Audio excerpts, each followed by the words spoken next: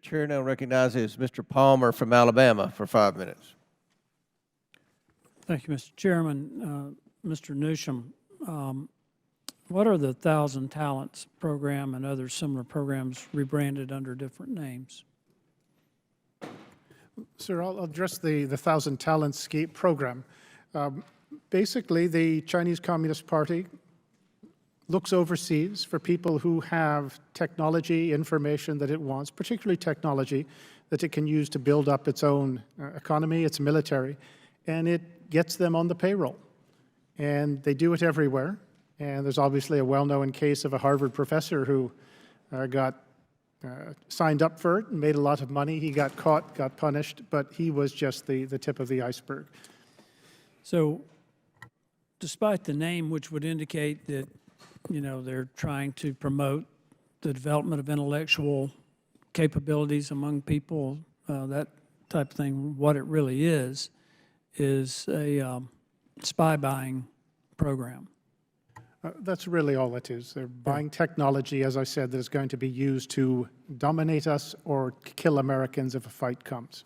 Right. And how are these programs linked to the Chinese Communist Party?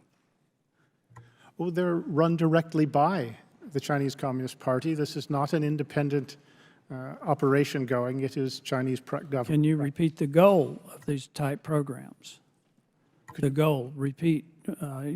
You commented on the goal of these programs. Can you repeat that with emphasis? Because the American people and my colleagues need to understand what's at stake here. It very much is to build up the Chinese economy, and there's no distinction between the Chinese economy and its military, and the objective is to dominate us economically and militarily, and if necessary, to beat us on the battlefield if the time should come, if it's even necessary. So what can federal agencies do to protect American data technology, intellectual property from the Chinese Communist Party from stealing it? Well, you're going to have to first admit you've got a problem. We spent decades thinking that this was all innocuous, it was harmless. The Chinese were just like us. One thing you can do is to stop letting Chinese researchers into American laboratories. We had huge problems at Los Alamos, for example. You look at seems like every university laboratory that comes up with some new discovery, there's always Chinese researchers in there. You do not want to do anything that is going to help the country that is trying to kill you. And that is one thing you do. Don't let these people in. And there's obviously the basic infrastructure sort of protections you need. But we have just opened the doors and unfortunately let in people who wish us ill. And I just would say, read the Chinese press for a week if you want to get some idea of what they think of us. Technology for our power grid, our military. I mean, we're very dependent on China supply chain for key components that our military has to have.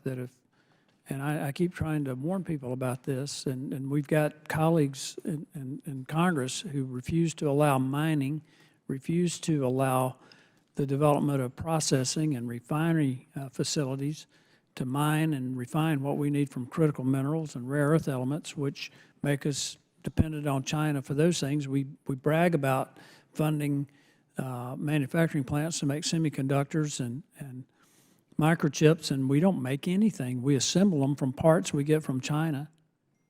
So, and it's not just that. Could you comment on us allowing China to buy farmland and the agricultural research theft that is taking place? Yes, sir. An important point of that is actually it goes beyond just growing crops and shipping them off to China, but rather seed technology. It's a key advantage for U.S. companies, for the United States, and it can also be used as offensive platforms as well. Don't be surprised at some point in the future if our farmers have put seeds in the ground and they're sterile. There's more to it, as I said, than just them the Chinese wanting to guarantee their food imports. Mr. Chairman, I'd like to make a comment about where we're heading with this hearing.